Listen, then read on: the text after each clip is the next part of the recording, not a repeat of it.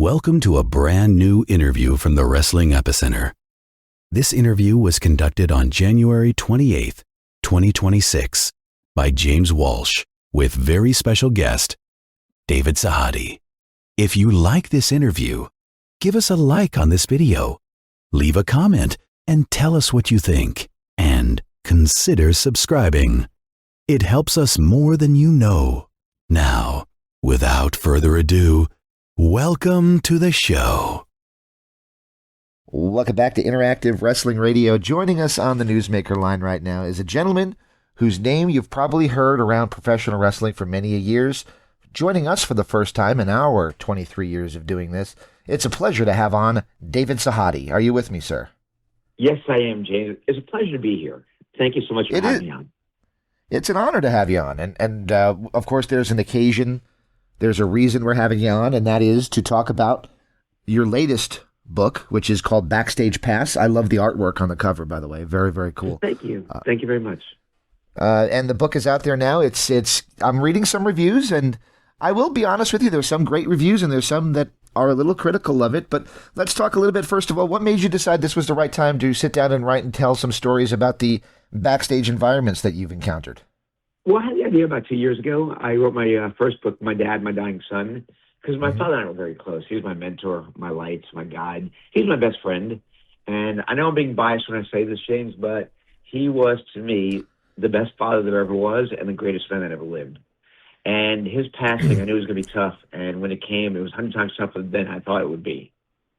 We had a relationship unlike nobody else. So when I wrote that book, it was a self-published book. This one is published by ECW Press and distributed by Simon & Schuster here in the States. But it was self-published, so I was doing this tour with the radio stations, and everybody wanted to hear a radio station. And it finally clicked when I was on Busted Open, and Tom and Dreamer goes, wow, I never heard that story before. And I thought to myself, I have a lot of stories that nobody else has heard before. Let me write a book about stories instead of giving them all away for free. And as I was writing this book, James, something funny happened. It wasn't just a book about stories that nobody's heard before, because I come from a side of production where you're, involved in meetings, in backstage conversations, working with talent 101 that nobody knows about. So it's not the on-screen title changes, television kind of stuff, but it was also a journey of my life and my evolution through the world of pro wrestling, how it affected me as a person as well. And that's something I didn't realize until I was writing that book. And not just myself, but how you see the talents of these wrestlers, how they handle adversity and success. Like there are some athletes that when they reach success, they get big egos and big heads, and others are like, they stay humble, which is great. Then there are those that work so hard and, they never really attain the full spotlight that they think they deserve. And it was just fascinating to watch them, how they interact, because it's really about human nature and humanity. Both about themselves and about me, and it's expressed through these stories as I lived them, as I was going along in 25 years in pro wrestling.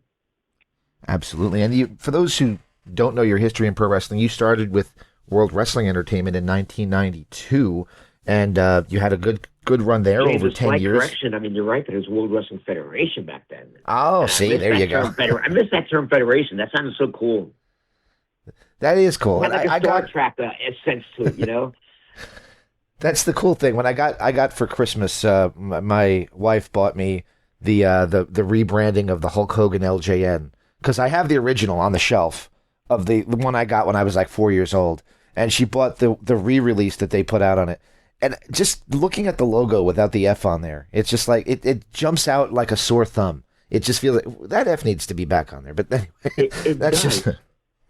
At one point, we were making the logo change. It's not in the book. Vince wanted to just call it WE. Like World Entertainment. And I'm just like, it doesn't kind of work. We. It doesn't. Yeah, that conversation lasted for about a month before we settled on WWE. I kid you not. Did he know? I'm just like, that makes no sense. I was thinking it was 1999 and 2000. Whenever you had to get the F out. Get the F out. Get the F out. That was very clever, yeah. Those are very clever campaigns. You mentioned that it was going on for a month. Did you guys kind of realize that? Because I'll be honest, as a fan, you kind of never really thought that WWF would be anything other than WWF. And when the verdict came down that World Wildlife Fund had won and you guys had to change the name, it felt like the change was almost overnight. But you guys had some advanced warning that there was a good chance that you were going to have to change it? James advance warning, I believe, I'm not sure about this, but I believe that, they've been suing us, the World Wildlife Foundation, for over a decade. And they weren't winning, but that was the era when they finally won, when we were getting very salacious. We were getting out there. We had Degeneration X. We were crossing lines. We were doing, R-rated stuff, things that had been done before. So it wasn't really child-friendly TV at the time, which is what I miss right now, by the way, James. I really do. I mean, I miss the R-rated stuff when we were doing things that nobody had done before. When we were breaking down walls and crossing barriers and entering new frontiers and just pushing the envelope, as far as we can. And I think that's when they finally got the verdict in their favor, because it's like, hey, this is kind of like, some people thought it was lewd and lascivious. And that's when I think they finally got their redemption and got, us to take the F out. Was it the content of the show, or was it the Animal Scratch logo? You think that also probably didn't help? It was the content of the show. The Animal Scratch logo, I never had it referred to that way. But it's funny because the first logo that I did for Attitude was like in a circle, and Vince does not like circles. He thinks they're too feminine. So I said, what would you like? And he goes, how about something in a prison wall who's like just scratching on a prison wall because they're like in there for so long. So, gosh, an animal scratching. I love that. That's a good theory. Let's go with that, James. That's the first time I've heard that. Let's go with that theory. That's a good one. Very cool. The conservative in me, which is funny because, Vince McMahon is pretty much the most conservative guy you'll ever find. The conservative me had a problem with the Attitude Era, even though if you talk to me in day-to-day life, the jokes I make for everyday situations are NC-17 at best. I say the most offensive thing that comes to mind, and yet I had a problem. I'm talking to a friend, I'm like, I didn't watch it, I think it's too offensive. And they're like, you think it's offensive? And yeah, it's hard to explain, but I always kind of, I guess because of the way I was raised with... Hulk Hogan and the cartoony WWF era that you came into. It was kind of such a big change that I had trouble swallowing it, for lack of a better way of putting it. Yeah, James, I actually like that change, though, to be honest with you. So it's just apples and oranges. I'm not right, you're not right, but I actually like that change. I love pushing the envelope. I love doing things where we're pulling back the curtain, going backstage, where you had a character like Stone Cold Steve Austin who could, flip the bird who's boss and not get fired. Because that resonates with any blue-collar American who works hard and thinks their boss is a jerk. Yep. It's like, man, everybody wants to do that. And that helped us catch fire. I do think we crossed the line a number of times during that era, which I found offensive. And that's when the conservative in me came out. And one was a Katie Vick incident, which I don't even want to give it too much oxygen right now. But I thought that was disgusting. And I was completely against that. So bad against that. It was just, there's no upside to that. And it was just disgusting and morally wrong. And the word impugnant, which I haven't used in about 3 years, impugnant. Impugnant, that's a good one. About that. Yeah, but there was no place for that. And I actually stood up and complained about that. And I actually had a question about that later on, but I appreciate that. Yeah, well, you can go there now if you want, but it was just, it was horrible. I mean, what's the upside to that? What are you gaining from, if you're a viewer that's watching that, what are you gaining? Nothing but repulsion and turn off. So I let in my age a little bit earlier when I said how long I've been doing this, and I had Bobby Heenan on not long after the Katie Vick incident. And I'll never forget, because the off-the-air stuff that Bobby said to me was more interesting than the stuff that we did on the air. And one of these is, did you see the things they did with the dead person? That was one of the things he just brought up himself. And I said, yeah, he said, I don't know what the hell they're thinking. I don't know. None. That was kind of what I was going to go with. What was the end game? What was to be gained from that? Just shock value, or shock value? To get people to hate Triple H, and it's just like, you know what, he was hating already. It's just like, you have to go there. It's just, and it was so long. I mean, even 10 seconds of that to me is too long. It was like a 2 or 3 minute piece. It's just like, I watched half of it, I think, and then watched the end of it, and I was just like, this is disgusting. I can't believe I'm part of a company that's doing this. It didn't get me to leave then, but it's just, it was one of the factors probably that added to it a little bit. But yeah, just gosh, repugnant comes to mind again. I don't know where this word came from, but that's what it was. I hope that's the correct usage of that word, repugnant, but it was just gross. How about that? The gross works too. Let's go with gross and unacceptable and should be erased from history. How about that? That works. That works too. So you mentioned the other books that you've written, and my dad just recently had a heart surgery, and when I was watching an interview you did with Cody Deaner, you told a story about your dad's brain possibly being fried after chemo, and I don't know why, but I had to pause it and excuse myself and wipe my eyes in the bathrooms to pretend if anybody was around that I wasn't actually, welling up. But it really touched me. That book was a special book for you to write. And I guess, was this more of a happy book, getting to write the backstage stories? It was a big catharsis because I wanted to write when my dad was still alive. And one thing I like about the book is that it alternates chapters. My dad had a horrific brain fall, and he had cancer later. But the main thing was, like, he should have died from the brain fall. He had 8% chance of surviving because, he had a subdermal hematoma. That's when the blood covers over the brain. And, you're basically just, like, unconscious and you're unaware of everything. And so you're waiting for the blood to dry and disappear eventually, and it took forever. So he was in the ICU for 3 months, and he was in a brain rehab center for, 3 weeks, brain rehab center for 4 weeks, try to, like, rewire the brain, to get it to your memories back and all that stuff. And when I picked him up, do you want to hear the story? Sure, absolutely. If you're okay with telling it, I don't want to. So when I picked him up, and this is chapter 1, all my chapters are odd, they're linear. My chapters start with when you pick him up from the hospital till the day he died. And then every other chapter is one of his. Like the end of chapter 1 is like we're hoping for a miracle. And then chapter 2 is, his story he wrote about the New York Jets long pass, the miracle Miami. So we're hoping for a miracle, and his chapters are miracle Miami. So like reading his chapters and condensing his books down to 8 pages really made me learn a lot about my dad and what a rock star he was. But on a personal level, dude, this is hard. And I know you can relate, but so he sees me at the hospital, goes, "Hey son, so good to see you, so good to see you." And I give him a hug, and we start to drive away, and he's lost 20-some pounds, and they haven't shaved him in 6 or 7 weeks. And he goes, "This looks like Florida." We're in Florida, by the way, James. And I said, "Papa, it is Florida." "No, it's not. We're in New York." "Papa, no, we're in Florida." "It's New York, son. Don't argue with me." "Dad, why are we in New York?" "We're going to Buffalo." "You know why?" And something in his brain is fried. And we're driving down the highway, and he looks at me, and he goes, "When's David coming to get me?" I said, "I am David." He goes, "No, you're not. You're Joe." Joe's my older brother. I said, "Dad, I'm David." "No, you're not. You're Joe. Stop fucking with me, Joe." And I thought his brain was fried. I called my sister, and I was crying with him. I said, "He doesn't know who I am. Doesn't know where we are. I mean, he's just like, in delirious." And we're driving, and I learned not to argue with him. And he's like, "Hey, Yamato Road, they have one in Florida." "Yes, I do, Papa." "Hey, Boca Raton Avenue, they have one in Florida." "Yes, Papa." "Congress, they have one in Florida." "Yes, Papa." We pull in the gatehouse, James, and he says, "David, I know it's you. When I woke up this morning, I swore it was going to be the last thing on earth. I was not going to live another day in that hellhole. They kept saying you're going to come to get me, and I thought you gave up on me."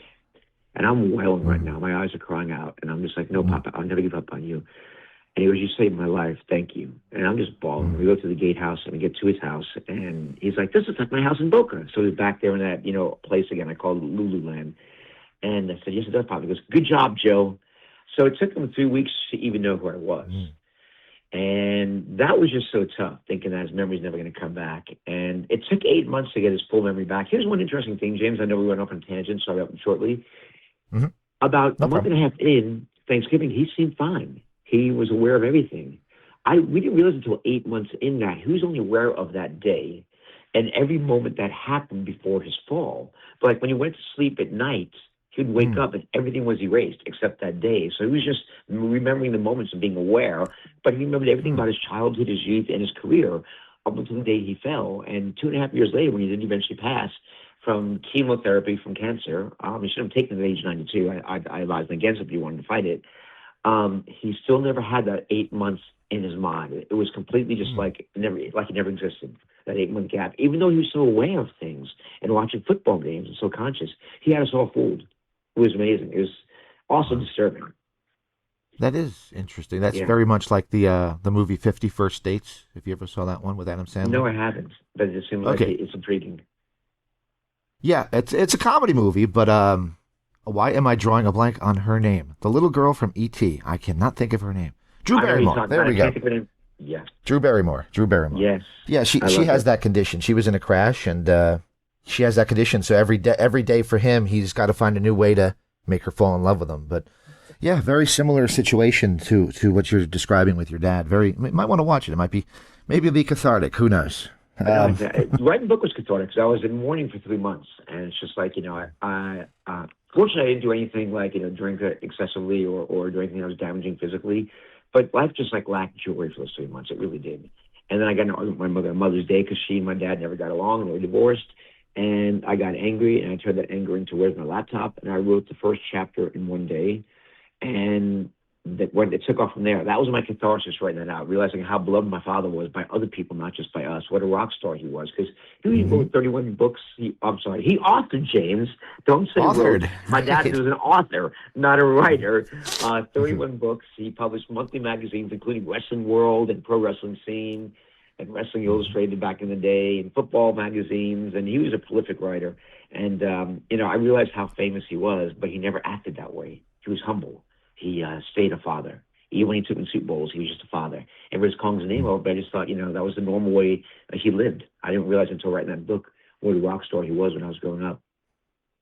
Very cool. It's cool you hear that he wrote some of the Wrestling Worlds and all that, because that's the kind of stuff that when I go to flea markets and garage sales, I buy, no matter how old it is. I buy it because that's the kind of stuff that is like gold to me. So that's amazing. Now, Vince Vince Senior, you can help with this one. I believe he did wrestling shows every 3 weeks at Madison Square Garden. I think it was like on a 3-week cycle in Madison Square Garden. That was the home base, yes, sir. Yes, and my dad was the writer who would go to the events and write the story, not just for the New York newspapers, but also for the AP and Reuters. So my dad was friends with Vince Senior before he started doing some work for Vince Junior.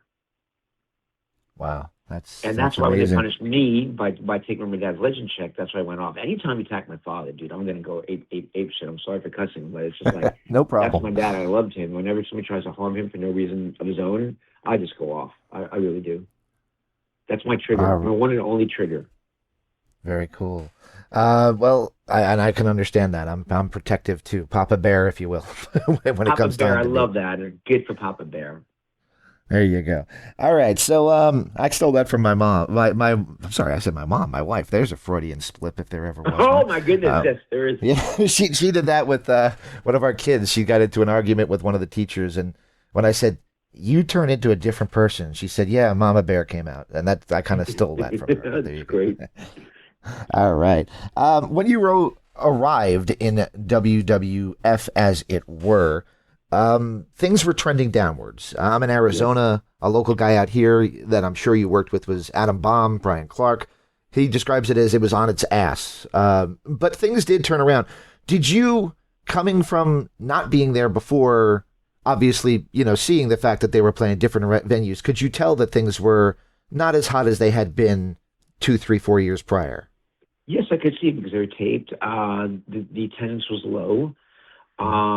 And it was a bizarre, experience for me. It was very surreal going there for my first time ever. My first show I went to was in Regina, Canada. Vince wanted me to come out there for the TV tapings for WWF Superstars. And I'm coming from the world of NBC Sports, where I've worked with Michael Jordan, Magic Johnson, Don Mattingly of the Yankees. I throw that name out there because I'm a Yankees fan. The NFL players. And all of a sudden I'm seeing like backstage Tony the Clown and Duke the Dumpster Josie and Kamala, who, I thought, really didn't speak English. And I knew he didn't come from the jungle. I knew that was, just embellishment, but just like, he's reading the New York Times, Kamala, backstage, and all his face paint. He's like, hey, you're the new guy, aren't you? I'm like, yes. Let's come over here, son. Do you have any money in stocks? And it's like, what a contradiction. Not only like seeing these characters in real life, but also coming from the world of NBC Sports. But the British Bulldog and Owen Hart played a joke on me. Owen was following me around for 5 hours the entire night. Just can't keep on telling me his name is Owen. They put a master lock on my belt. And I'm like, what the hell did I get myself into? But yeah, it was going downhill, and I knew that. And, the first thing I did was try to put the skids on that. And, it took a while. But you don't just stop something that's, going downhill. You don't stop an avalanche right away. And I started doing things differently when I was there. I started doing things like having a promo in black and white, which you see a lot of these days. It's very common. And I kept on hearing this one refrain all the time, James. It's like, we've never done that before. So I'd do something in black and white, and I'd hear somebody say, we can't do that. And I'm like, why? We've never done that before. And I'd say, yeah, and look at our ratings. We're going downhill. We're changing things. The same old form is not working anymore. I would do something where the audio was like, split. I did something with mixed martial arts guy. What's his name? Karate. He had the TV show Walker. Walker, Texas. Chuck Norris. Yeah, Chuck Norris. I had it blocked there. And like we did the audio, like, where it was like, sometimes it'd be in sync, sometimes it wouldn't see his face, but just hear his voice, which is a technique that is often used right now everywhere. And they called me and said, hey, you kind of kept to go back to Stanford. I'm like, why? I'm on vacation. The audio's out of sync. And Chuck Norris spot said, what do you mean? Well, this and that. I said, no, it's meant that way. Well, we've never done that before. I said, I know. We're doing things differently right now. We're changing. And it also brought like a real sports mentality to that. I treated the events and the wrestlers like they were real athletes, like this was a real competition. I didn't want to embrace the cartoonishness of it. I didn't discard it either, but I just wanted to like, say, hey, these guys are real. They're real athletes. And that was the genesis of the Attitude Era. And I had that one spot about the athletes talking, shot in warehouses where they're saying, I know what you're thinking. I'm not really an athlete. I'm just a wrestler. Well, I did this, I did that, blah, blah, blah. That was me legitimizing these guys as real athletes. And that, I think, helped us turn things around. I agree. One of the things that Eric Bischoff, who I know you're familiar with now, with what you're doing now with Real American Freestyle. Great working relationship with Eric Bischoff right now. Great one. It's amazing how things come full circle because he was the enemy back then. Although Vince wanted everybody to hate Eric Bischoff back during the Attitude Era when we had the Monday Night Wars, and I didn't. I was rooting for us, of course, but I'm like, hey, I kind of respect this guy. He's attacking us, and he's got some balls. So it's kind of I respected Eric. I never disliked him. Vince hated him. Vince didn't want to mention him by name in those Billionaire and Ted vignettes, which is a horrible way of spending, 6 minutes of airtime, trying to fight back what they were doing. But that was Vince's way of like trying to get under Eric's skin by not mentioning him in those things. And Eric didn't give a damn. He just kept on doing what he was doing. He was entertained by those Billionaire and Ted vignettes, by the way. Bischoff was? Bischoff was, yeah. So was Ted Turner. Wow. They liked him. And I thought they were okay. I didn't like doing them, but the last half it became so bitter and so personal. And when you're attacking Ted Turner about a mental health issue and him taking lithium, that's crossing a line. So that was one of my first darkest periods when I was there, was having to do those things towards the end. I actually ended up doing it. I said I refused to do like one or two of the final ones that we did. And it's funny you should mention that because something that I discuss probably more than I ever should have was the final one, which was in the pre-show to WrestleMania 12. When they comes back from the pre-tape of that vignette, the audience is booing. They weren't like loving what was going on and laughing along and yucking it up. They kind of were like, we don't like that. No, the audience didn't like that. And it was a mean, horrible vignette. They had a match and they had a heart attack, they all died or something at the end. It was just, what's the upside of that? It's personal animus coming out on national television on a pay-per-view. And the reason why they did that was because USA Network made us stop doing those. They thought they went too far and became too personal and too bitter and crossing the line when they thought, in the beginning they were kind of like humorous and funny. So that was on a pay-per-view. That was on the pre-show, I believe, of the pay-per-view. And that's why we got away with that one, because it wasn't on USA Network where we were airing at the time. But just horrible. I was so happy those things finally came to an end. Because then we can focus on how do we really get back at them. Let's do edgier stuff. Let's, the Attitude Era formed organically. It really did. It's like we all had a sense of brewing that we had to do something different. And I remember the start of the Attitude Era, Chris James and I had written that spot that I mentioned earlier. I know what you're thinking. I'm not really an athlete. I'm just a wrestler, blah, blah, blah. Well, I've had concussions. I've broken my neck, but I still got back up. Yeah. I remember that. Absolutely. And it wasn't the Attitude Era back then, but I just tagged it with the word attitude, James. That's all at the end of the spot, attitude. And it wasn't a slogan at the time. I just put attitude there at the end. And that was like the beginning of the Attitude Era because everybody saw that spot internally, and they loved that spot. Vince heard the copy at first and hated it. And when he left the room, Kevin Dunn said, do the spot anyway. He'll like it when he sees it. I did that spot, but when people saw that spot, it got the Vince Russos and the Ed Ferraris to write edgier television. It got production to do more edgier kind of stuff. So it's kind of like there was a haystack that was already there, just waiting to be lit. And that one spot with the word attitude at the end of it was like the match that fell in this giant haystack. So I'm not going to take sole credit for it. There are a bunch of us that created the Attitude Era, but that one spot was a trigger just because the word attitude at the end. And then all of a sudden, everything changed. Everything got edgier. We started pushing the envelope, and we started getting closer and closer to WCW Nitro, and eventually we overtook them about a year and a half later. And that Attitude Era led to the whole Mike Tyson incident in January of 1998, which was huge for us as well, having Mike Tyson there, having Stone Cold, the villain, at the time, like ruining Vince's welcoming Mike Tyson to the WWF at the time still. And it was great. It was a great era. That was a turning point because we were focusing on us and what we can do as opposed to bashing WCW and Ted Turner and the Huckster and the Nacho Man. That stuff to me served no purpose. I would agree. Well, what I was going to say is Bischoff always said that the show never looked as good. His show never looked as good as the WWF, but that he wanted to do it differently. And when you do it, now, the show for Eric Bischoff, what do you guys have in mind? How are you guys filming, or how are you approaching real wrestling, Greco-Roman wrestling that's as old as time, as old as the Olympics that are about to start up? I cannot tell you how enthralled I am by this new project that I'm on, and it's all I do. I don't take any other jobs anymore, and I'm salary, I'm full time there, but it just consumes me. I'm so happy because 1 year ago this time, James, it didn't even exist. It wasn't an idea. It didn't become an idea until about April, when Chad and Hulk Hogan were at a wrestling event, because Chad Bronstein, found Real American Beer with Hulk Hogan, and he took Hulk Hogan to an event, and Hulk Hogan just like, wow, we got to make this, real. We got to make this like a national sport. We got to make a pro league. And Chad's like, well, it's been done before. And he goes, well, I know some guys in production. So he called Eric Bischoff. Chad called Izzy, who's like the coach of Team USA, Izzy Martinez. And then Eric Bischoff called me and gave me the idea. And I love the idea. But as we're planning this out and thinking about it, it just kept on growing and growing. And our idea is edutainment at first. That's Eric Bischoff's term that he coined. And we're trying to educate the audience, yes, and also entertain. So the wrestling is real. We're true to the wrestling. We have rules, we have regulations. We go by the world governing body of wrestling, not the USA governing body, but the rules. It's 3 2-minute rounds with 30 seconds in between. The point scoring is the same. But we presented it as a real sport, and it feels like a real sport. And our last crowd was like 6,000 people in Florida. We had Kobe Covington, and this thing is taking off. It's amazing. So our logic in presenting this thing is a real sport, stay true to wrestling, but let's have some entertainment, like, the big screens and the entrance videos, and the walls and a big set. And let's have some surprises that pop up during the show that don't affect the aesthetics and the purity of the wrestling. And now that we've gotten our footwork after 5 shows, we're going to start getting even more entertaining and doing more surprise stuff. We want to get our baseline down yet, because every show is growing. And I'll speak from a production standpoint only right now, James, but every show is better than the last. Our production values on REF 05, January 10th in Miami, they were the best yet. But I'm not happy because REF 06 is going to be better.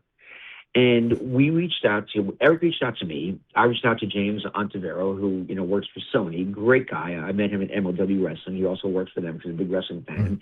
And he has so many contacts. So between his contacts and my contacts, we got our key guys on board. We have our lighting guys. We have our set designer, Greg Horn. He used to be the set designer for TNA. Then after that, the set designer for AEW. We have him on board now for us as a regular. We have, in different, lighting guys and audio guys. We have the best of the best. We have a producer named John Norton, who's a sports producer who's done the NFL. He's done the Olympics. He's done UFC.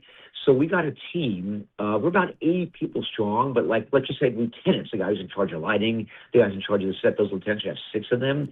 We got the best of the best, and they hired their guys.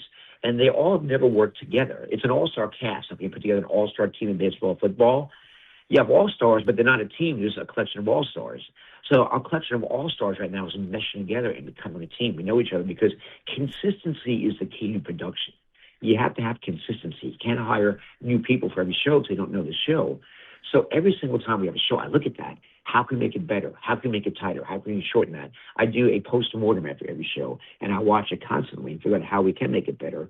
And just the outreach, success that it's reached so far, there are people who come up to me and say, I follow you on Instagram right now. I said, are you sure it's me? Yeah, I watch Real American Freestyle. Man, I love it. I love it. I didn't know you lived here in Chattanooga. And it's amazing. I mean, for these athletes, I cannot say enough good things about these athletes. I can't give them no platitudes. They're so disciplined. They're so trained. It's just everything is about their body and competition. They're so authentic. In pro wrestling, you see guys at the bar the night before. These guys don't drink because they can't compromise their bodies. They work out, and this is an exaggeration.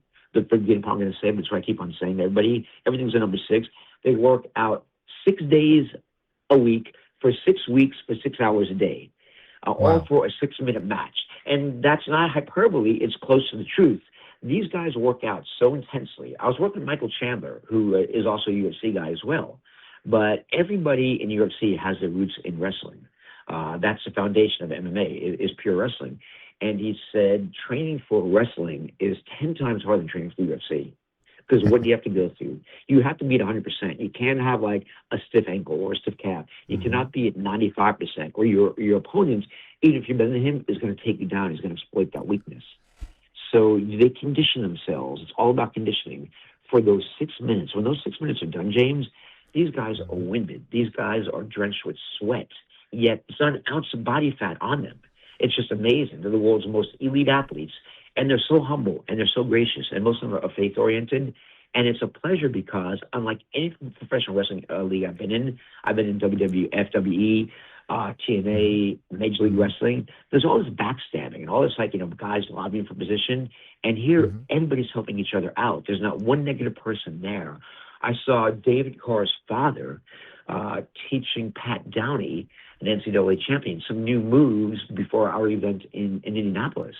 And it's like, wow, you never see that in professional wrestling. Everybody's here rooting for each other and cheering for each other. Opponents eat lunch together. It's just wonderful because it's pure athleticism. So we're trying to make the sport more colorful. We're conditioning these guys to have more like WWE kind of entrances where we haven't done lights yet, but now we're going to start to do lights. We had a guy that came to the crowd for his entrance. We're going to start to do that because they're trained, James, at the Olympics, you walk out stoic. There's no lights. There's no like entrance theme. There's no entrance video. You be stoic, you act professional. You shake hands. Match is over, you shake hands, and you go. We want them to, on their entrance, to be colorful, do cartwheels if they want to, or do nothing. But we're encouraging their personalities to come out. We're encouraging their personalities to come out in the post-match interviews. And what's exciting that's happening and happening organically are the storylines. Because these guys, when they win, they're calling other people out from the UFC. And these guys from the UFC are coming back over to RAF to meet that challenge because they don't want to be considered sissies or afraid of facing somebody. And it's fantastic. I love it. So these call-outs are happening organically. These storylines are happening organically. There's one storyline, excuse me a second, with Colby Covington and Bo Nickel.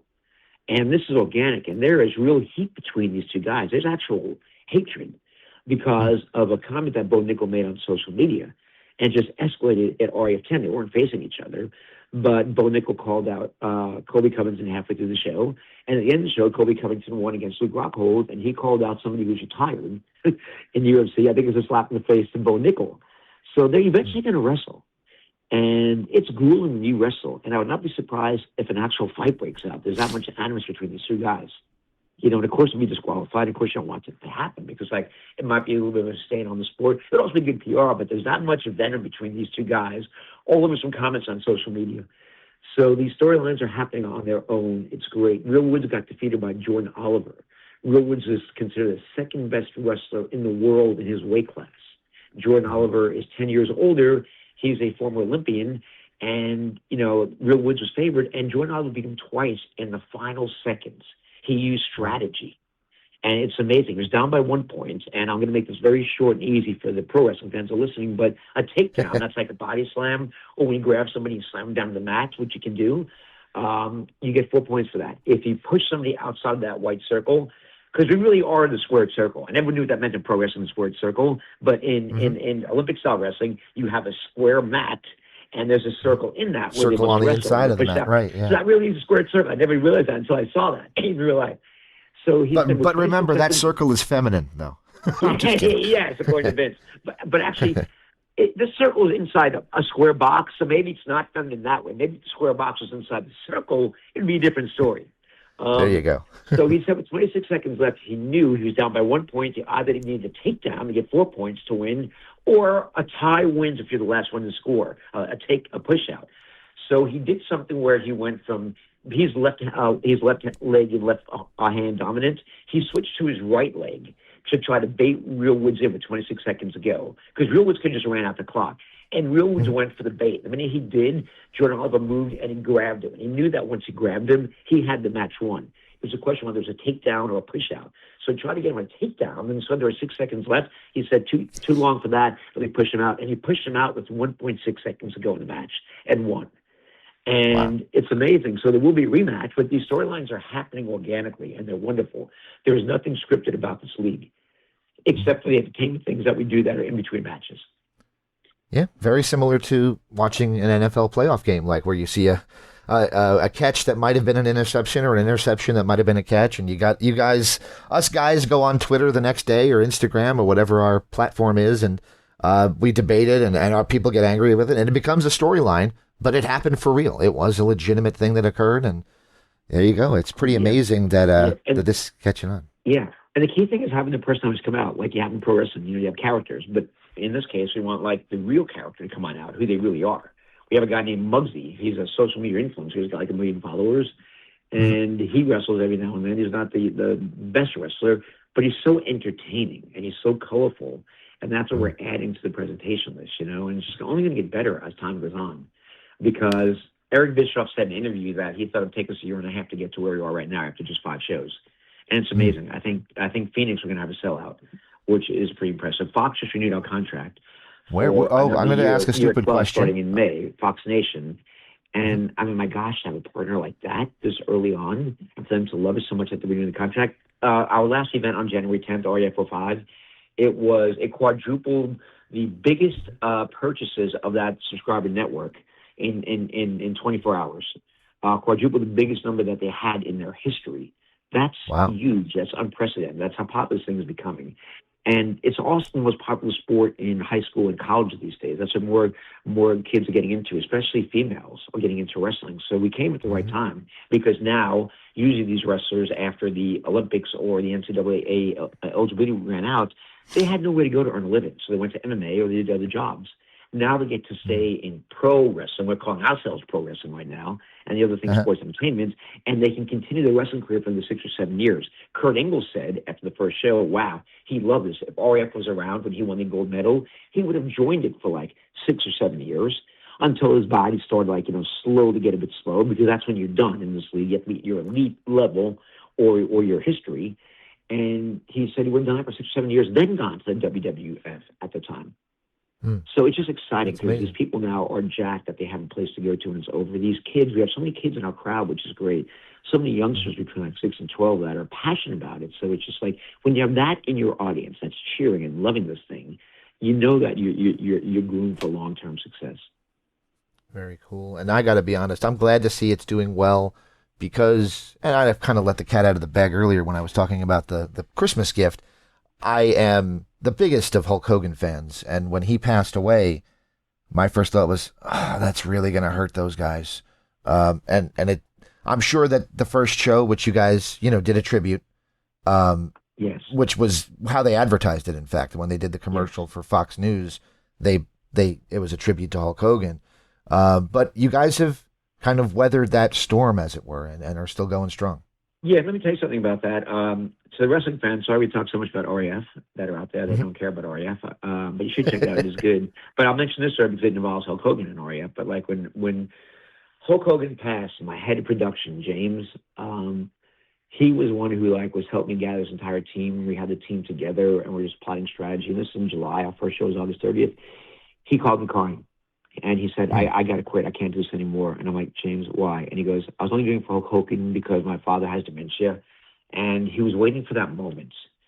The only thing his father remembered was going to see Hulk Hogan wrestle with his son. That's all he remembers with his dementia. So every time a Hulk Hogan commercial spot would come on, he'd be like, look, son, Hulk Hogan, we went to go to see him. So he wanted that moment. And Hulk Hogan agreed to do it, where August 30th, he'd be doing a FaceTime to his father and say, hey, Papa, hey, look, somebody here wants to speak to you, and turn the phone to Hulk Hogan. And he goes, that's why I was doing this, and it's gone right now. I can't continue. And I said, James, I understand a lot of people are upset right now. It's like guilty feelings. But think about it for 24 hours. Just like, tell me tomorrow before you quit. And this is my biggest guy, by the way, in production. It's like, if I lose him, I'm kind of screwed and scrambling. But his feelings matter first.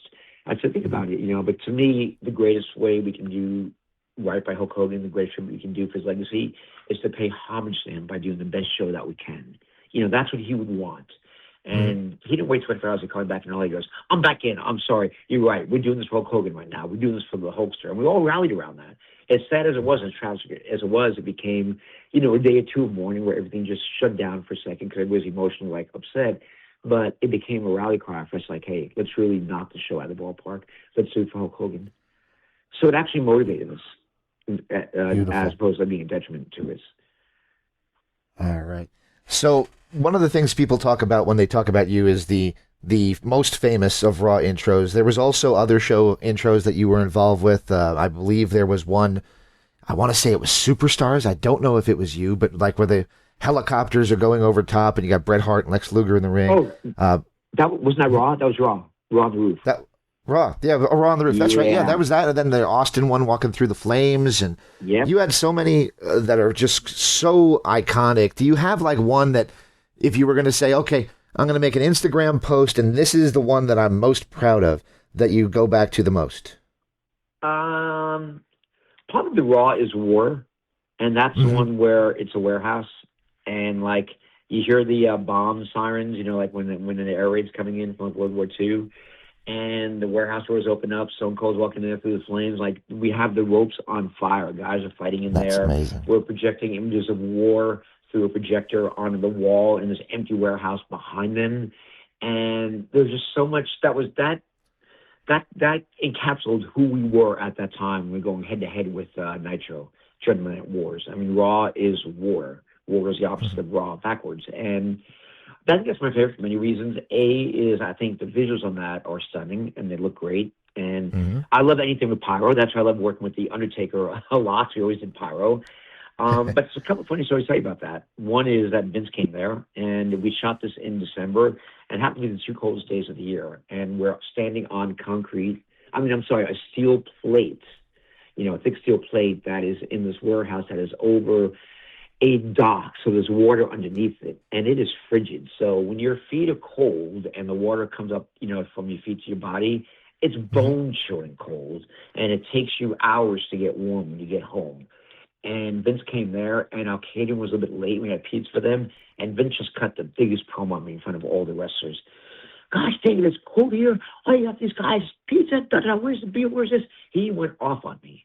But then I realized at the time, the reason why Vince did that was that's when he was losing his top talent to WCW.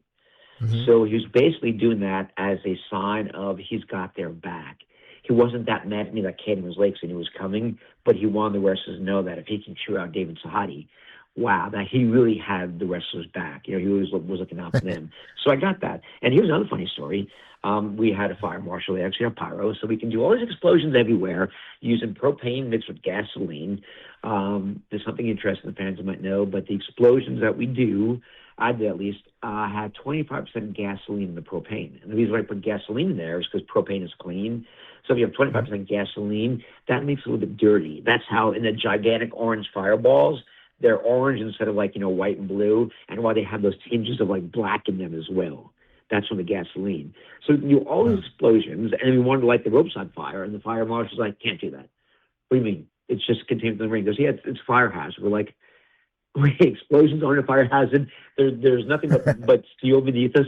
It's like, yeah, it's fire hazard. Why don't you do that? And so my producer, Dave Andurko, comes on over and he goes, what's the problem? I said, the fire marshal wants to light the ropes on fire. It's a major key element in this thing about the wrestlers fighting inside a ring that's burning down. The ropes are on fire. And he goes, do you want to take a coffee break soon? And the guy goes, I'll do for coffee break. And he starts pulling out his water money. He goes, 100, 200. He's not counting them out. He's just showing them the cop, right? 300. He goes, how about if you take it in 10 minutes? The guy goes, sure. And he pulls out the 400. And the fire marshal goes, how long do you want me to have my coffee break for? He goes, why make it an hour? You threw out another $100 bill. So I gave him $500, and the fire marshal's like, yeah, guys, I'll see you in about an hour or so. So we knew what was going on. He knew what was going on. When he left for his coffee break, we lit the ropes on fire. And he came back, and the ropes are completely black and it burned. He's like, hey, so anything go wrong when I was gone? No, nothing at all. Awesome, great. He just wanted the money. And he knew that was the most important element to this creative. I never told him the creative, but having the ropes on fire, because that would mean nothing without the ring on fire. When you have fire everywhere else. And I think that's just great. Cash speaks. It does. Very especially cool. with union members like fire marshals. So I was lucky enough by the to way, get last a... thing, it was tucked in Sure. Marilyn Manson's song, The Beautiful People. And I Beautiful was given the People, rights to that by a writer and a producer of that song, but they kind of duped me. So we couldn't use that song for that. They sued us, and we had to pay $250,000. And then I thought it was funny because that was the theme song for SmackDown 2 years later. But that video cut to The Beautiful People was better than the version that Jim Johnson did too, music-wise. Wow, very cool. Awesome, yeah. Very cool. You mentioned, let's go back to the book for real quick, Backstage Pass, which is out in this March.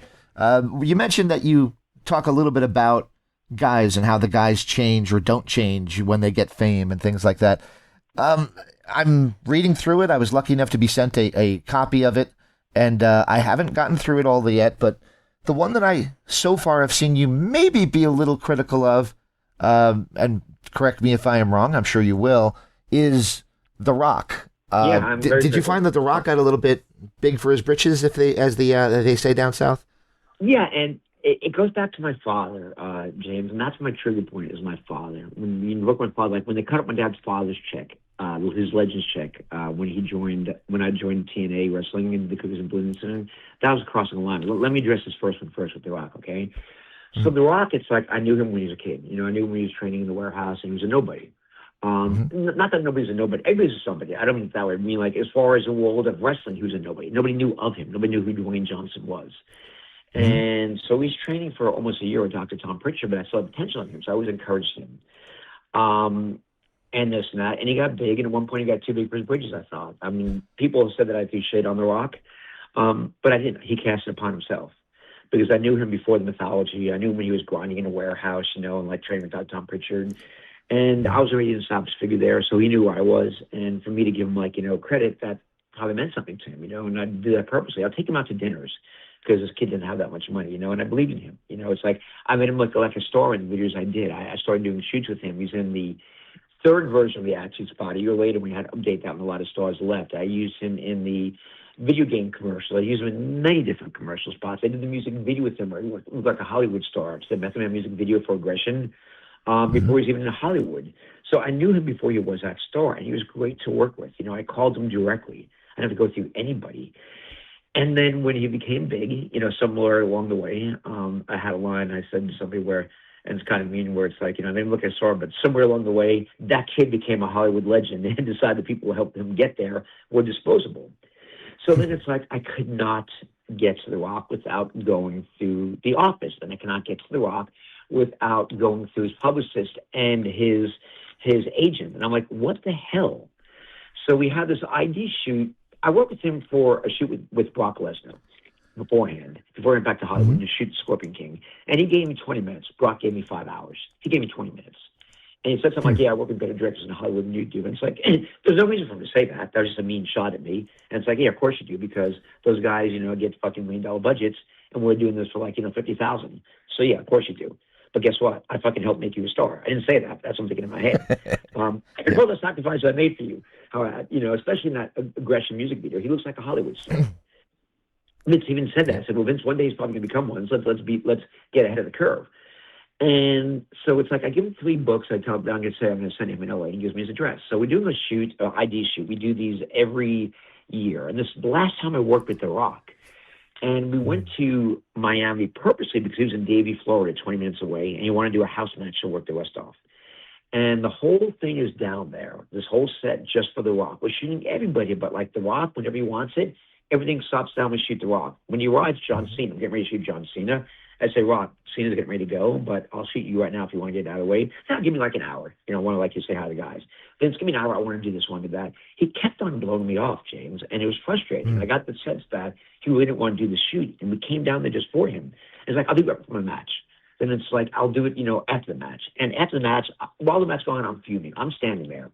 And he comes out from the curtain, match is over, and I'm the first person to see is my hands on my hips, angry, and I'm Rock there right now. And he's like, really, D, you got to freaking do this to me? I'm The Rock. I said, yes, we came here just for you. How about we tell Vince McMahon that you don't want to do this? He goes, fine, 5 minutes. That's all you get, 5 effing minutes. I'm like, I'll freaking take him. And we get him on there, and he's pissed, and we start shooting him, and 1 minute in, like, there's a hair in the gate. It's a Hollywood term. When you do film, and that means you have to stop down and, like, check something. And he goes, what was that? Was that hair in the gate? Because he knows what that is right now. I said, yeah. He goes, that's it, I'm done. He starts walking off. I said, hey, Rock, you got those books that I sent you? He goes, no, I didn't. I said, funny, because I got a FedEx receipt with your signature on that. Back then, FedEx used to send you photographs of receipts when they signed for it. And your signature was on the blue section of the books. And I caught him in a lie. Instead of owning it like a man, he played a character again. He played the role of a character. And that smile comes on. He stops him walking away. He turns around. He puts his shoulder on my he puts his hand on my shoulder and says, D, how's your father doing? Because my dad had been in like many Rock shoots that we shot down there in Florida. The WrestleMania 2000 video game, the SmackDown Hotel. And I said, "Oh, Rock, he's doing great." And I know he's playing me right now, so I'm playing him back. There's a line in the Batman movie from the Joker where it says, "Sometimes you have to play the role of the fool to fool the fool who thinks he's fooling you." So that's what I'm doing. Now I'm the puppet master. How come he's not here, D? Oh, Rock, he wanted to be here. No, he didn't, listen. But he had other things to do. Yeah, he didn't want to fucking see you. That's what I'm saying in my head. And, dude, to use that and then go back on the set and now give us 15 minutes to play my father card, I mean, I was furious. And we're allowed to have a bad day. I said that in the book. It just happened to be that Rock's last bad day was the last time I ever got to work with him in 2003. But, I mean, the pattern was starting way before that, and it's just like, man, when you know somebody when they're not on TV yet, when you take them out to dinner and buy them dinners personally just because you care, when you're encouraging them, when I'm doing all these great videos, yes, they're not Hollywood-type videos, but they're close to it, especially the music video, because that thing aired on MTV. That helped build his fame. That helped build his aura. That helped make him look like a movie star. And then just be like thrown away as I remember Alon Equalize, like a used bottle cap or a piece of lint on my jacket. It's just like, that really rubbed me the wrong way. If it didn't throw my father in there, it probably wouldn't have bothered me so much. But when you evoked my father card, that just really set me off. I'm sure Papa Bear and you can relate to that. Exactly. So you've mentioned Vince McMahon, and I've heard you tell the story. You don't have to tell the story again of the video package you did with the legends of Gorilla Monsoon and so on that brought him to tears. But Vince is a guy that I never spoke to, but I have all these mixed feelings about. And it's kind of weird that somebody that I never spoke to, I would have mixed feelings about. But you get mad when you see people online just trash him. Oh, everything he did was bad. And I'm so glad somebody else is in charge. But then you kind of hear about, what he was involved with. And then you're kind of like, oh. So what's your complicated opinion of Vince McMahon now that he's kind of had his dust clear a little bit? I have a very complicated opinion of Vince McMahon, and it's mostly favorable, believe it or not. It's highly favorable, I would say, because Vince is the one whose enthusiasm, when I was doing the job interview, convinced me to go there. I mean, he's playing with a toy truck in his office when I first see him. He's in sweatpants, and he's just having fun. He says, it's all about having fun here. And John Filippelli, who's the producer at the time, he's the one who said, man, Vince, you're making his job sound so good, I want it. But let me read just the first intro to the chapter about Vince McMahon, okay? Because this is how I feel. Reprehensible, charming, ruthless, charismatic, loved, loathed. All those things could be used to describe the devil or Vince McMahon. Now, I know about the scandals, so I won't defend him. I know about this stuff that he did, but I am sorry to that, James. Vince treated me as the golden boy. Vince treated me like the son he never had. Because there were things with Shane that Vince wasn't happy about, because he didn't feel Shane was his heart wasn't fully into the WWF at the time.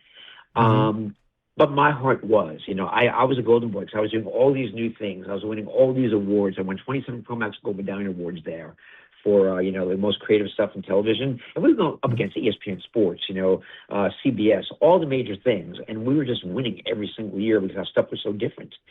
And I could do no wrong by Vince. That one time he yelled at me at the Raw shoot. I get that.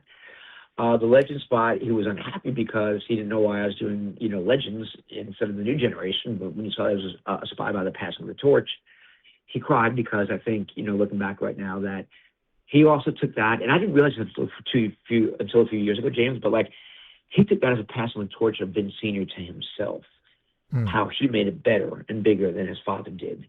And that's why he cried, I believe. But my feeling with Vince is it's so hard because he treated me with kid gloves after I made, prove myself. And I could do no wrong. I would do spots without even running them by Vince. And he would love them, like that Legend spot. And then would have these Friday afternoons for a couple of years where I would go over there at the end of the day before he and I would both go to the gym, and I would just be him and I one-on-one. He goes, David, do you have any ideas this week? And I'll pitch him an idea. And I pitch him with such gesticulation, being from New York, and enthusiasm, that he just loved my pitch sometimes more than the idea itself for a commercial spot. So, I mean, when you hear these things about a guy, you want to say he's reprehensible. But when he treated me with nothing but class and pats on the back and attaboys, and gave me raises every single year, James, not asking for them. I mean, he really took care of me financially. He took care of me emotionally. I could do whatever I wanted to. I could make my own hours. He never was hard on me. It's hard for me to say something negative about Vince because I'm judging him only by the way he treated me, not the stories that are out there. And again, I never bore witness any of these stories, so I'm not saying they're not true. Most of them probably are true. Who knows? But I can only judge a man by how he treats me, or a woman by how they treat me. And he treated me great. He was wonderful. He was like the best boss I could ever have. Beautiful. So I can't say anything bad about Vince. I'm sorry. I know that there's negative stuff out there. No. I know I might get some heat for saying this, but I am making my opinion on Vince McMahon based solely on the way he treated me. And Vince treated me like the son he never had. Beautiful. And I was a golden boy. And some people were jealous there about that. But you know what? I was not afraid to take risks. I was not afraid to dare. Like with the legend spot. Vince was against it when he found out about it, but I was already shooting it. I was not afraid to take chances. And Vince loved that, the fact that I had the courage to do that. And you don't go anywhere if you don't take chances. It's just like you have to change. You have to take risks. If you don't, you become stagnant and stale.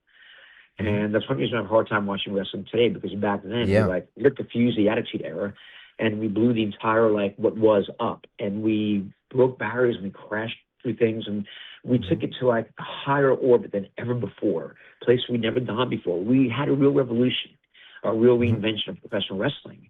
And it seems like right now they're taking repetition for consistency and thinking that's good. Right now it's shinier, it's brighter, but it just seems like it's the same formula week after week. And they're not crossing any barriers I wish they would. But I think it needs a little enema up the ass. There's your headline, professional wrestling today. Because it just, to me, has become stale. It's glitzy, it looks great, but it's I don't feel the emotional aspect of it like we did back then during the Attitude Era. And when you've been through that, when you've been through a real revolution, it's hard to see something that is cut and paste every single week. Yeah. And it's difficult because my kid's a big AEW fan. So we watch AEW every week. And when I watch it, it's like, he'll say, wow, what a great move. And I'm like, yeah, but for me, I'm thinking, these guys are supposed to be friends and they're immediately brawling on the floor. There's no logistic reason for that. Why is this happening? What's the story? Yeah. Why do I care? Why do I emotionally involved in what I'm watching? And there's a lack of that with that show, especially. It's all about emotion. That's the first thing Vince told me. And he meant emotion in the matches. You want to feel something. But I took that to put that into every spot and every cold open that I did. And, you watch today and it's a spot fest, as you said. But back then, think about spot fest, okay? Stone Cold Steve Austin. Was he the greatest wrestler out there? No, but a great character. Especially not after the neck injury. The Rock wasn't the greatest wrestler out there. Great character. Hulk Hogan only had 3 moves, but great character. They were large in life. So the Stone Cold did some big stunts, but their matches were never spot fest. They told the story. Let's go back to Hulk Hogan versus The Rock. Hulk Hogan came in. This is the Hollywood Hogan, black and white. As a heel, Rock was babyface, and they told such a great story that during that match, the crowd switched, and they started cheering for Hulk Hogan and started booing The Rock. And I don't think there was one big move that was done at that one point. It wasn't a spot fest. It was telling a story. It was emotion. And that's one reason why I find it hard to watch, too, right now, James, is, as you said, I don't feel the stories. I don't feel the emotion as much. I do watch on occasion, but I'm just seeing spot fest after spot fest after spot fest. And I'm not feeling the emotion. My heart's not saying, when you have a match that starts with the crowd cheering for The Rock in 2002 and booing Hollywood Hulk Hogan, who's now part of WWF again, WWE right now, and then halfway through, or even less than halfway through, the crowd completely turns and is now rooting for Hulk and booing The Rock. Gosh dang it, you got something there. You got the fans emotionally invested. And it's just hard to get the fans emotionally invested today with what they're doing. Again, I just think it's repetitive and cut and paste. And I don't care about a spot fest. They're great, but they get old after a while. And one thing I hate, James, this has been for a long time, I know it's old school wrestling, but always at 10 punches to the face. Not 9, not 11, 9, 10. And in the real world, you would cover yourself, try to protect your face, you'd curl up or something. And these guys have their arms laying on down. They're allowing themselves to get punched in the face. And when you're telling stories back then, 20 years ago, that's okay. So right now at the spot fest, and they do that, it's just saying, yeah, this is fake. UFC doesn't punch and somebody's bleeding. And here there's 10 punches in the face, unprotected, and the guys are never cut on. It's just, I don't know. It's just, call me old school, because I'm about your age right now, James, believe it or not. But it's just it's all about storytelling. And when you tell a good story, people will watch. Doesn't matter what the medium is, people will watch. And I don't think the storytelling is as great as it used to be. No. And that's one of the reasons why is it's storytelling by committee. The creative teams are a group of people. So it's the old cliche about too many chefs in the kitchen. That's what I think is a problem. There are just too many chefs in the kitchen, so everything gets watered down, and the storylines get diluted because a good storyline gets tweaked by one person, gets tweaked by another person, and its original organic intent is not there. I got to talk to Cody Rhodes a few years ago, and I asked him one question, like, what was his favorite wrestling match of all time? I didn't mean his, I meant just any match, expecting him to say something that Dusty did. And he said, I believe the exact quote was, Hogan Rock, WrestleMania 18, and I don't trust anybody who says anything different. And I thought that was a heck of an answer, because I didn't expect it. That really blew my mind. There you go. That is. I have a funny story to tell you, and this blew my mind. Sure. So Hogan was cheered, and then the following month he wrestled Triple H the title, and he came out dressed in the. I think it's in my book. I have a lot of stories I didn't put in the book. And by the way, the book is these stories that as I lived through it. So when I throw shade on The Rock, that's a personal experience I had with The Rock. It's how I lived through the story and my journey through pro wrestling. So if anybody takes shots at it, I don't mind that, because it's my experiences with these people, experience that nobody else had before or bore witness to. But here's one that nobody bore witness to. Hulk Hogan's wrestling Triple H, and it's a Friday. I think it was near Stanford, because Triple H is still in the gym on a Friday before a Sunday pay-per-view. And he's getting dressed in the locker room. He's naked. No big deal. I'm sitting next to him. And I asked him who's going to go over on the matches. He's still going to go over because I have to cut the promos that are going to air on that show and air the next day. And he goes, I'm going over. Hulk Hogan's kind of like the Kiss reunion tour. It's like great for a while, but after a few months, it's like a carton of milk. It gets old. So I'm watching the match, knowing that Triple H is going over. That's how Triple H told me. And then all of a sudden, Hulk Hogan goes over and he wins the belt. And I'm like, what the hell?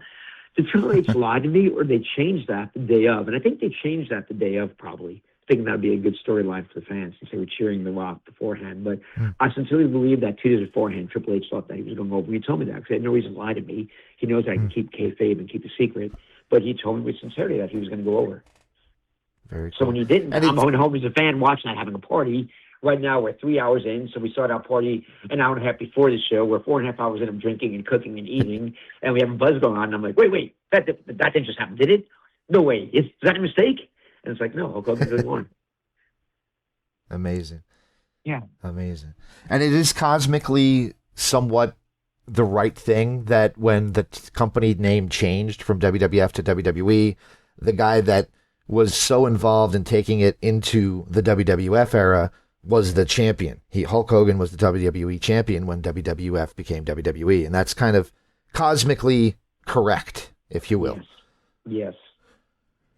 Okay. Well, I want to ask you a few more. I know I've kept you a long time already. I apologize. I got 15 more minutes. I've really interviewed 4, so you can ask me a couple more questions. Sure. I feel like absolutely. We on REF for the fans that are listening that don't care about REF, although you should, because I am so passionate about it. I became a fan after the first show. I mean, I thought I knew it, but I didn't really know until I got to meet these wrestlers. I became a bigger fan after each show. I am so enthralled by this. To me, it's my favorite sport right now, except the NFL. It really is. Yeah. And it's a real sport, which is great. But go ahead, ask some questions. Absolutely. So TNA, you go to TNA, and it wasn't too long into your time in TNA that you already ruffled feathers. Of course, I'm talking about the milk and cookies incident with the Royal Rumble shoot that they were doing. And that was, as a fan, and I'm going to let you in on a secret, I was a WCW guy. And then when WCW went away, I kind of wasn't watching anything until TNA came back. And then, then I was, rah-rah TNA for a long, long time there. So that was really cool for us. It was a shot in the arm, a little bit of renegade spirit, if you will. I heard that they told people that they'd be fired if they spoke to you. How much trouble did that cause you, and do you regret any of it? Am I allowed to cuss on this? Yeah, absolutely. Because when I tell the story, hold on a second, I'm getting tissue. I will probably get very angry when I tell you the story. Okay. And maybe this will be our last one, since I know you got to go to another interview. Mm-hmm. No, it's okay. It's okay. I can make my wait. So I take my sabbatical. I didn't know how long it was going to be. And twice on the sabbatical, WWE tried to get me back. Kevin Dunn and Big John Burek both, took me out to dinner because we were friends at that time. And every situation was full-time and working for John Burek, who used to work for nobody. And I'm like, well, I don't like that scenario. Plus, it's half the amount of money. But I said, let me come back, and I will work part-time first and ease into full-time after 3 months. Like, give me a project that's 3 months long, like doing a feature on somebody or, like, a documentary. Give me something that is, like, just part-time first so I can ease back in after being off for over a year. And they kept on saying, no, it's full-time or no time. So Jeff Jarrett calls me and offers me a job, and I say, Jeff, I'll do it for 3 months. So it was a part-time job, something I wanted from WWE that they wouldn't give me. So I joined them for 3 months, and that's when it's like, hey, Dave's had to join the competition. You can't talk to him. You can't communicate with him. Otherwise, you get in trouble. I'm like, that's kind of ridiculous. I'm here part-time. It's TNA. And this, James, is when they're going from the weekly $9 pay-per-views, $9.99, to Victory Road monthly pay-per-views without a TV contract. They didn't have a TV contract. The one with Fox Sports Net, which they paid $30,000 a week for, was running out in June. Oh, wow. I did not know that. That was basically a paid infomercial. So Fox got to keep half of the revenue for the commercials, and TNA got to keep the other half. But TNA didn't have anybody who knew how to sell commercials, and so we never sold a commercial spot. So we ended up paying $30,000 a week just to air that show. But it got eyeballs. It caught my eyeballs when I was on vacation. So I'm like, what the hell is this? That's how when I first found out about TNA. After watching the monthly shows for a little while, and I didn't like them, but so it's only 3 months long. So towards the end of my 3 months, we have Victory Road, the first show, and that's what I was there for. The promotion's a cold open for that. And I find out that, it's like Hulk Hogan was there that day. Randy Savage was there that day. And I found out that WWE is going to be there 2 days later. And I told Jeff this idea. I said, why don't we make some PR out of this? Why don't we do something like we have Abyss having balloons at the gatehouse. We have Trace with cookies, greeting WWE. And we can do package where it's like, wow, the first ever monthly pay-per-view by TNA. It's like, what a success. Hulk Hogan was backstage. So was the Macho Man Savage. Even WWE came down there a couple of days later. We have become, at Universal Center, the epicenter of the wrestling world. And that was a gist. It was harmless. Well, the universe found out about that and said, no, you can't do that. Take your greetings down from the green room, do all that kind of stuff. So I said, let's pivot and let's do a studio ID shoot in our studio, because they can't stop us from doing that in Studio 21. W was in Studio 20 right across the hall. I said, and let's bait them to come in there. So we're waiting 5 hours with these cameras, and nobody came in. I think they were forewarned that we were there. So we decided at lunchtime to go out there and just shoot the wrestlers, but they were forewarned too. So we went out there with our cameras as an attack. It's like there's only crew members that were there.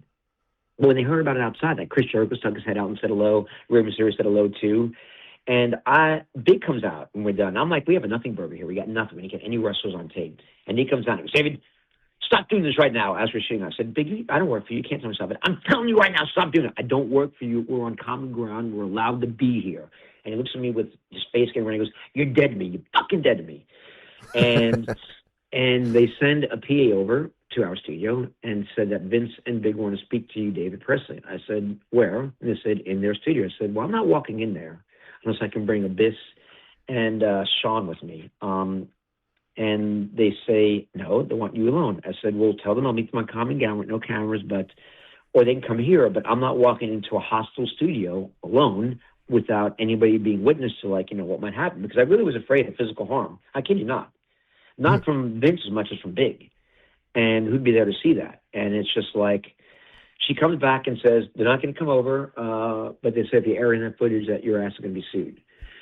And the next 2 days later, they're back in the office, and I found this out from an informant who still works there, so I won't mention his name to protect him. Some did some research, they can connect the dots, but I won't say it. And he said that they, first of all, I tell my dad about that. And my dad's like, I hope they don't stop my Legends check. I said, no, Papa, they won't stop that. It's like you work with Senior. My informant tells me, hey, Dave, we had a meeting in Kevin Dunn's office. They're trying to figure out a way to get back at you because, you don't work here anymore. And somebody said, let's get back at him by hurting where it hurts the most. Let's put a knife in his heart by taking away his father's Legends check. And James was starting to get mad right now, but my fucking father, dude, I love that guy more than anything. You don't mess with my father. My dad was living on Social Security back then because he was older. His author days were very limited. And that $3,000 check from Vince Sr. and Vince Jr., the legend check forever. And when I heard Kevin Dunn call my father during the holidays and say, Lou, it's Kevin Dunn. Kevin, how you doing? I got bad news for you. I hate to give you bad news, but you have to cut up your legend check because we're losing money. Bullshit, we're losing money. Then, it's like, so I hate to do that to you, but we have to save money, so we're cutting off your Legends check. And that meant everything to my dad. And they fuck with my father. And I found out that was maliciously done and done by intent. It's like, fuck them, dude. You fuck with your father and you're fucking with me. So I don't know if I was going back to TNA or not, But that calcified the fact that I was going back. I called Jeff Jarrett the next day and said, Jeff, I want to come back in January. I want to work full time. He goes, good. I said, I'll get you a TV deal too. So I went back there in January. I was working pay-per-views. Spike got the word from WWE that they were leaving. So I knew somebody in Spike, Kevin Kay, I knew with my NBC days. We got a meeting with them, and next thing you know, we have a TV deal starting in October when WWE gets off the air. And I'm cutting spots now for TNA that's airing in Raw because they can't control the network, and Spike is losing WWE. So WWE said, hey, don't run TNA spots in our show as competition. It's like, hey, well, so's the network you're going to right now, and you're leaving us, so we can do whatever we want. And it's like all this happened, TNA getting a TV deal, all that kind of stuff, all because they fucked with my father, a man who had nothing to do with any of the quote-unquote heinous crimes, which are innocent, that his son did. They got back at me by getting my dad. So you know what? That's how I went back to TNA. And I'm not saying they wouldn't have existed if I didn't get back there, but I know I had a big impact in their getting a TV deal on Spike and then becoming relevant, all because they fucked with my father. I love it. Funny how the world works. That. Yeah, I love how that works. I'm sorry to get angry, dude, but that's my father. And like, I just relived that moment when I saw him get that last Legends paycheck and he's kissing it and saying prayers on the floor without me seeing, because that meant everything to him. And then finding out about that, and then, you know, the next day going to take my dad's Legends check away. I was furious, dude. I was sad and I was angry. Who did it? Was it John Gubrick or was it Kevin Dunn? If I had to guess, it was John Gubrick and Kevin Dunn. And I don't think Vince would have thought about doing that, but it convinced Vince to do that. So I blame them more than I do Vince McMahon. I really do. All right. I have two more questions. This one's kind of just a short one, just for your own amusement. How much do you love Jim Cornette's impression of Kevin Dunn? I love it. I love Jim Cornette, and I'm not so much for his wrestling, acumen, which is tremendous. But I mean, just he's so honest. He's so he tells what's going on in his mind. Like when he's an agent for the truck, like in the match, that makes no sense. Why the hell are they doing that? Oh, God, this is horseshit. I love Jim Cornette. I mean, he speaks his mind, and I speak my mind. So I just love that guy as a person. I really do. And his impersonation Kevin Dunn is tremendous. I can't do as well as him, so I won't even try to do that. But it's tremendous. No. It makes me laugh every time. And I don't agree with Cornette on everything, but I do admit that, you got to love him. You got to love him, even if you don't agree. I love Jim Cornette. I don't agree with him on everything either, but it doesn't mean that you can't love him. It's like, let's just say you're a Republican, I'm a Democrat, and I don't know which one is which, and it doesn't matter. But it's like, I'll still love you, James, because you're James and I'm David. It doesn't matter what your political affiliation is. So, yeah, I don't agree with all Jim Cornette's ideas and beliefs, but guess what? I still love the guy as a person and the way he treats me. Very cool. So as I said, the reviews of the book are coming in, and some are very positive, and there are some that aren't as positive. And this will be our final question. One of the reviews that I read. Okay. Sure. This is the one of the negative ones that I kind of read, and I was like, I've been aware of this guy for a long time now. I've watched interviews with him and all that. It doesn't seem like him. And they say that you come off maybe a little braggadocious at times during the book and all that. Is that something that you thought about, that if I say this, they can see me as being braggy, or does it not bother you at all? No, I did think about that, and I had a little bit of concern about that, but I was just telling the truth, and I didn't feel like I was bragging, but again, I was telling the story of my evolution, of my growth, through the prism of professional wrestling and how things happen. So I learned a lot about myself. So, like with The Rock, I was just being factual, with things like that. You could take it as braggadocious, but when you consider that, you really get this perspective of me and how it shaped and molded my life and my values, and me bearing witness how people, dealt with adversity and with success, how The Rock took success and went to his head, how other people had success but stayed humble, how other people never got success but still kept their heads up high. It's a personal story for me as well. So it's through my own perspective. So I can see how people would think that's braggadocious, but there's nothing that's untrue in there, just from my perspective of living through that. And the elation and also the scores that I received living through that as well. Very cool. Well, I got to tell everybody. Braggadocious. I actually pulled back on some of the stuff. So I said, that's really going to sound cocky and egotistical. Not at all. I mean, when you've accomplished things, you're not bragging. But one thing that sounds braggadocious, and I saw the Attitude Era, like, people say, if Dave never joined WWE, like, the Attitude Era never would have happened, and WWE would not exist in its current form. That is not true. It would still exist, but who knows how. But so that first line sounds braggadocious, but because I'm claiming that all the credit for the Attitude Era, but it wasn't me. It was a bunch of people. It was a core four of us in the Attitude Era, not just me. But it comes across purposely as like me saying it was all me, but then explaining later that it wasn't. It's like this is how somebody's turned off by reading the first paragraph and thinking that's all braggadocio and is not open to the rest of it. But they're all my personal stories that I lived through that have never been told. So it's more than just telling untold stories. It's also like, revealing myself and how I felt during those times. And not how I feel now, but how I felt during those times, living through those times. Yeah. Like I said, when I read the review, I'm thinking, this is not who this guy is. He's not a braggy kind of guy at all. So when I read it, I thought, well, it's interesting how you could put something out there and it can be interpreted different ways by different people just based on small nuances. Yeah. Here's a braggadocio thing. I won 27 gold Master Downing Awards. How about that? And my nearest competitors won 2. I won 27. But I never bragged about that back then. To me, when people would say, what are these awards that come out? I say, they're nothing. They don't really mean anything. But in the last year, they do mean something to me, James. And you know what they mean to me? They mean that I won awards, yet when I won them, I stayed humble. I wasn't taking them out to bars or bragging about them. I wasn't doing interviews bragging about all the awards I won. I barely mentioned them. So now they do mean something to me because I didn't let it get to my head back then. To me, it was just like normal me doing my stuff, and I never bragged or boasted about them. So I'm proud now, not that I won them, but that I didn't have an ego or didn't boast about them when I won them, and don't boast about them till even this day. So now they do mean something to me on a personal reason because it's my personal integrity. And I'm like, hey, I did okay. I wasn't an asshole with an ego. There you go. Well, I want to thank you for spending this much time with me. I didn't mean to keep you so long. I will let you get to the other interviews and hopefully get a drink in between. But I want to thank you for taking the time. What's that again? I'm getting a drink after, I'll tell you that. Because to me, getting a drink is like the end of a day where you've accomplished something, and it's just like... That's your reward. Like, now it's time for the drink, yeah. It's like I don't drink on airplanes because flying is hellacious. I can't stand it. So I wait till I get to my hotel. And once I get to my hotel, I go to the bar first and get a drink and take it to my room. And that's just like, I'm here. So it's my carrot at the end of the stick. It's my reward. Beautiful, man. Well, I wish you the best of luck with the book. It's out now through ECW Press and Simon & Schuster. Backstage Pass, David Sahadi. Find it on Amazon. Find it at your local bookstore. And anytime you ever want to come back, I would welcome you back with open arms because I have the utmost respect for you. And I'm so grateful for your time. This is Interactive Wrestling Radio. Interactive Wrestling Radio. Interactive Wrestling Radio. Interactive Wrestling Radio. Interactive Wrestling Radio. Interactive Wrestling Radio. Interactive Wrestling Radio. Oh, Rush. Featuring the interactive interview. Interactive interview. Interactive interview. Interactive interview. Interactive interview. Interactive interview. Interactive interview. Oh, yeah. Formerly The Blaze.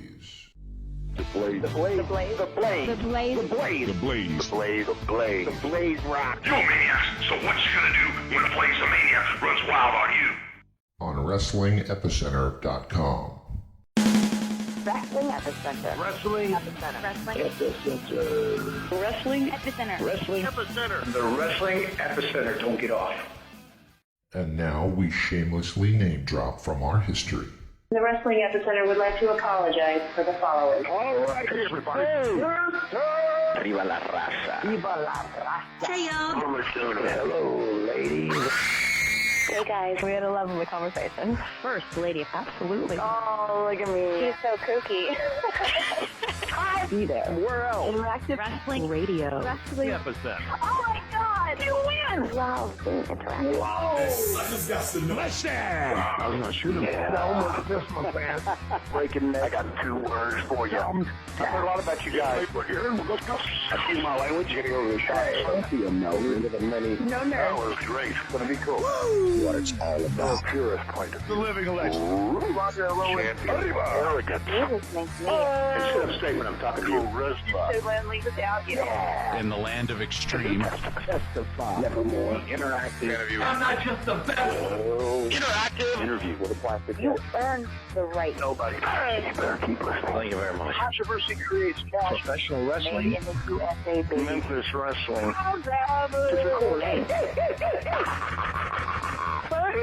The guy on fire. I'm not going to talk to you, dummy. We were sexy. What a show. The one and only. Interactive Wrestling Radio. Wrestling Epicenter. Interactive interview. We took care of the business. This isn't ballet. We are huge with this whole. You're where it's at. You better recognize who's the best. Make sure to tune in each and every week. I'll come out of your computer. Knock down your door and turn it on for you. Or else I'm going to kick your stinking teeth in. And that's the bottom line. Have a nice day. It's showtime! Don't forget to like and subscribe.